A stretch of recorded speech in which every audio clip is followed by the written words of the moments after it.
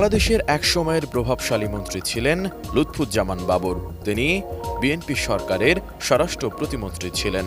তার সময়ের অনেক কিছুই হয়তো ভুলে যাওয়ার কথা নয়। চলনে বলনে তিনি ছিলেন অন্যদের চেয়ে আলাদা। ২০০১ সালে বিএনপির নেতৃত্বাধীন জোট বাংলাদেশে সরকার গঠন করার পর যে কয়েকজন ব্যক্তি প্রবল ক্ষমতাবান হয়ে ওঠেন, তাদের মধ্যে লুৎফুজ্জামান বাবর ছিলেন অন্যতম। ২০০৪ সালের ২১ আগস্ট ঢাকায় আওয়ামী লীগের সমাবেশে গ্রেনেড হামলার সঙ্গে জড়িত থাকার অভিযোগে লুৎফুজ্জামান বাবর, সাবেক উপমন্ত্রী আব্দুস সালাম পিন্টু সহ ১৯ জনের মৃত্যুদণ্ড দেন আদালত। এরপর ২০০৭ সাল থেকে কারাগারে আছেন বাবর। এছাড়া চট্টগ্রামে ১০ ট্রাক অস্ত্র মামলায়ও মৃত্যুদণ্ডপ্রাপ্ত আসামি লুৎফুজ্জামান বাবর। পাশাপাশি জ্ঞাত আয় বহির্ভূত মামলায় ৮ বছরের কারাদণ্ড হয় তার।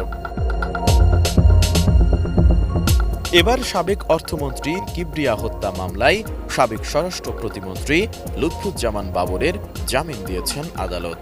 ১১ সেপ্টেম্বর সিলেটের দ্রুত বিচার ট্রাইব্যুনালের বিচারক স্বপন কুমার সরকার এই আদেশ দেন।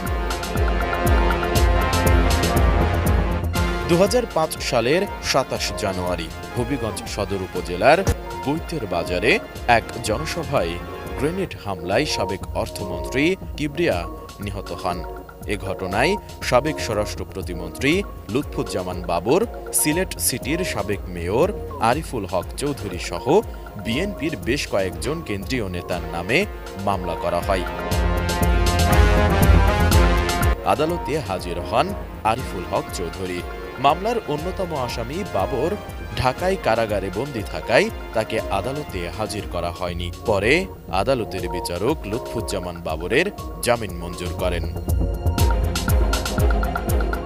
লুৎফুজ্জামান বাবর নেত্রকোনা ৪ আসন থেকে তিনবারের সংসদ সদস্য নির্বাচিত হয়েছেন। ২০০১ সালে বিএনপি জামাত জোট সরকারের সময় স্বরাষ্ট্র প্রতিমন্ত্রীর দায়িত্ব পালন করেন লুৎফুজ্জামান বাবর। এরপর ২০০৭ সালে সেনা সমর্থিত তত্ত্বাবধায়ক সরকারের আমলে তাকে গ্রেফতার করা হয়।